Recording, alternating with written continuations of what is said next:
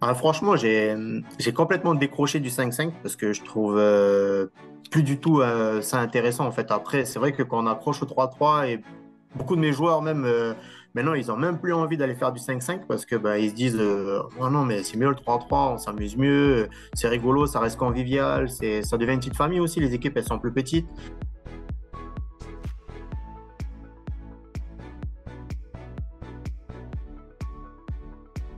Bonjour à toutes, bonjour à tous, bienvenue sur My UXU Experience, la première chaîne YouTube qui ne parle que du basket 3-3. Alors aujourd'hui, je suis avec Stéphane Saminadin. Bonjour Stéphane. Bonjour.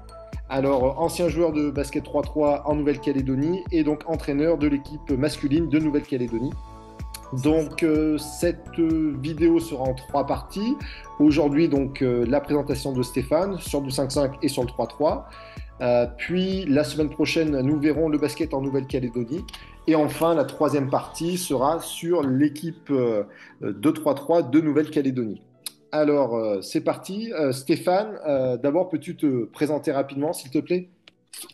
Donc voilà, je m'appelle Stéphane Saminadin. Du coup, je suis un ancien joueur ben, du coup de 5-5 en Nouvelle-Calédonie et après bon ben, je me suis reconverti il y a 6 ans vers le 3-3 en tant que joueur. Et depuis 2 ans maintenant, ben, je suis l'entraîneur de l'équipe masculine de 3-3 de Nouvelle-Calédonie. Ok. Et alors, rapidement, est-ce que pour ceux qui ne connaissent pas ce territoire français du Pacifique, peux-tu présenter rapidement la Nouvelle-Calédonie? Oui, alors ben, la Nouvelle-Calédonie, c'est une petite île qui est entre l'Australie et la Nouvelle-Zélande. Donc on est à 3 heures d'avion de Sydney et 2 heures de Auckland. Donc on est vraiment au milieu du Pacifique. Une petite île de 300 000 habitants. Donc où ben, le sport maître est le football. Et le basket, bon, ben, il a un peu du mal en ce moment, mais bon, il s'en sort quand même. Et donc, toi, si tu peux présenter un petit peu ton parcours dans le basket 5-5 en Nouvelle-Calédonie. Alors, ben, moi, j'ai joué en club, dans le club de la Vallée du Tiers, ici en Calédonie. Donc, c'est un des clubs les plus titrés du basket calédonien. On a participé à beaucoup d'éliminatoires de la Coupe de France. Donc, je suis venu pas mal de fois jouer en France contre Saint-Charles-Charenton, contre Juvisy. On a aussi accueilli Juvisy et Saint-Charles-Charenton ici en Calédonie à une certaine époque. Après, j'ai fait ici dans le Pacifique, on a les Jeux du Pacifique. Donc, j'en ai fait trois en tant que meneur de la sélection de 5-5 et un en tant que capitaine du coup de la sélection de 3-3. Donc, on est une petite île du Pacifique. Donc, les grands pays qui sont à côté de nous, donc l'Australie, la Nouvelle-Zélande, on se déplace beaucoup. C'est plus facile pour nous au niveau gestion. On est à 24 heures d'avion quand même de la métropole. Ouais. Donc, c'est un long voyage. Donc, Australie, Nouvelle-Zélande qui sont à côté de nous. J'ai l'occasion d'aller jouer du coup à Hawaï, à Los Angeles, dans le Pacifique. Donc, les îles Mariannes, les îles Palau, les îles Samoa, les îles comment, Vanuatu. Donc, on a pas mal voyagé. La Polynésie, ben, on y allait. En fait, il y a une éliminatoire avant de pouvoir participer à la Coupe de France. Ouais. On a une Coupe de la zone Pacifique, donc qui regroupe la Calédonie et Tahiti.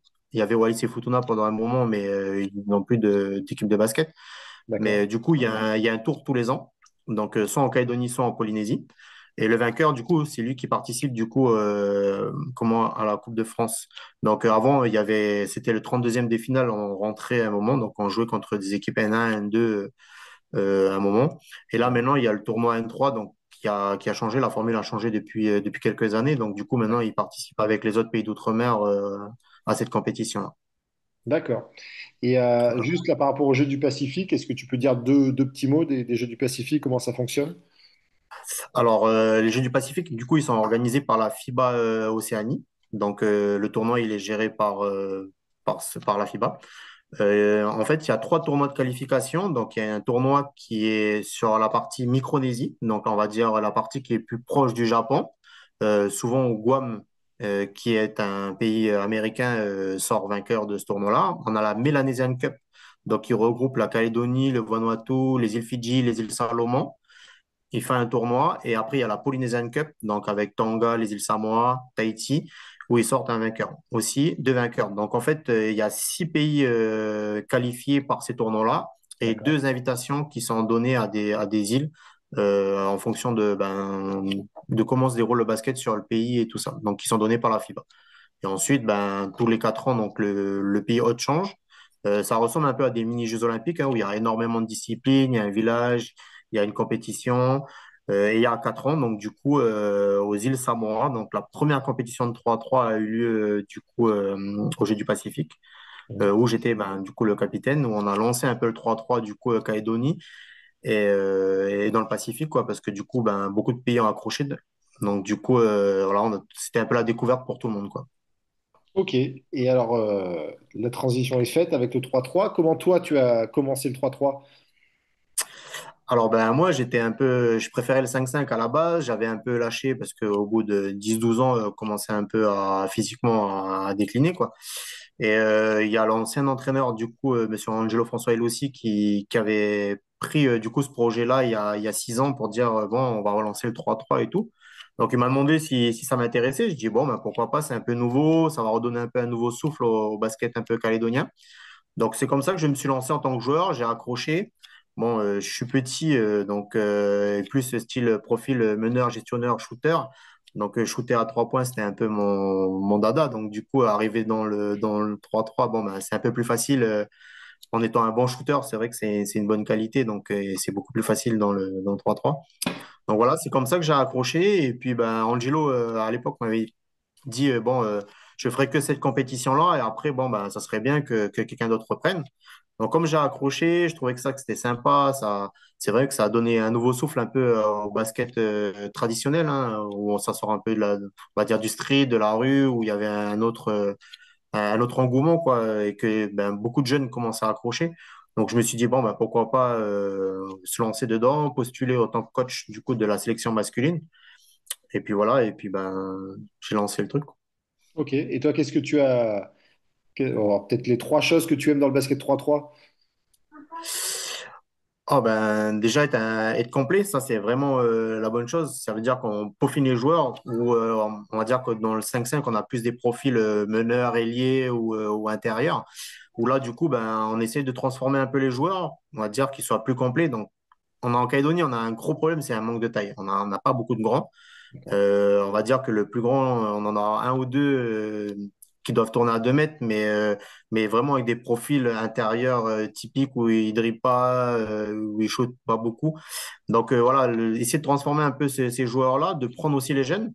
Donc du coup, leur montrer un peu ben, ce que c'est le 3-3 aussi. Donc du coup, on commence à les former. Donc ça, c'est pas mal. J'en parlerai un peu plus tard. Mais ce qu'on a un peu lancé en Calédonie, c'est pas mal. Et puis le côté spectacle aussi, du coup, ça change un peu comment le format où ben, il y a l'ambiance, le show, le concours de shoot Ouais. et tout ça. Donc, du coup, c'est un peu plus festif, je trouve. Alors après, nous, on est sur une petite île, hein, on est 200 000 habitants, donc on fait avec les moyens qu'on a. Mais quand on voit toutes les vidéos, tout ce que dans le monde entier est fait, ben, c'est vraiment attirant, en fait. Donc, voilà. Ok. Et est-ce qu'il y a des choses que tu n'aimes pas dans le 3-3 ou des choses qui te manquent du 5-5 que tu retrouves pas dans le 3-3? Ah, franchement, j'ai complètement décroché du 5-5 parce que je trouve plus du tout ça intéressant en fait. Après, c'est vrai que quand on accroche au 3-3 et beaucoup de mes joueurs même maintenant, ils ont même plus envie d'aller faire du 5-5 parce que bah, ils se disent oh non, mais c'est mieux le 3-3, on s'amuse mieux, c'est rigolo, ça reste convivial, ça devient une petite famille aussi, les équipes elles sont plus petites. Donc du coup, les liens ils se créent plus facilement, la gestion du groupe elle est plus facile, les tempéraments aussi, voilà. Et puis non, je dirais qu'il n'y a pas grand-chose qui manque dans le 5-5 et que bah, le 3-3, franchement, après nous, ce qu'on disait, moi et beaucoup d'entraîneurs dans le Pacifique, parce que du coup, on est peu et on peut échanger, on disait que nous, pour des petites îles comme nous, comme dans le Pacifique, où on a peu de joueurs, c'est plus facile de pouvoir sortir sur la scène, on va dire, nationale, voire internationale, en trouvant, on va dire, 6 7 8 bons joueurs, que de trouver 15 voire 20 joueurs d'un haut niveau pour aller sur le 5-5. Donc c'est plus facile, on est des petits pays, on est loin de tout le monde, donc la gestion des billets d'avion, c'est compliqué, ça revient vite très cher. Pour nous, se déplacer. Donc, du coup, voilà, beaucoup de petits pays. Alors, je parle pour nous, mais je vois les îles Samoa qui sont dans le même style. On a les îles Tonga aussi qui se sont lancées avant nous. On a eu le Vanuatu qui s'est lancé il y a bien avant nous Sacha? Je sais plus. Ah, voilà, voilà, Sacha, voilà, qui avait lancé le truc. Donc Sacha, voilà, à l'époque, lui, il avait bien lancé son truc avec le Vanuatu. On a la Papouasie-Nouvelle-Guinée aussi qui a lancé le truc. Donc voilà, tous ces petits pays-là, nous, on pense que ben, le 3-3 est une bonne porte de sortie pour nous pour pouvoir aller voir ce qui se passe sur le basket international, en fait. Eh ben, Stéphane, merci. Merci à vous de nous avoir suivis. Merci. On se retrouve donc la semaine prochaine avec Stéphane pour qui nous présente un petit peu plus en détail le basket en Nouvelle-Calédonie, pardon. Eh ben, je vous dis merci Stéphane et à la semaine prochaine. Merci. À la semaine prochaine. Bye.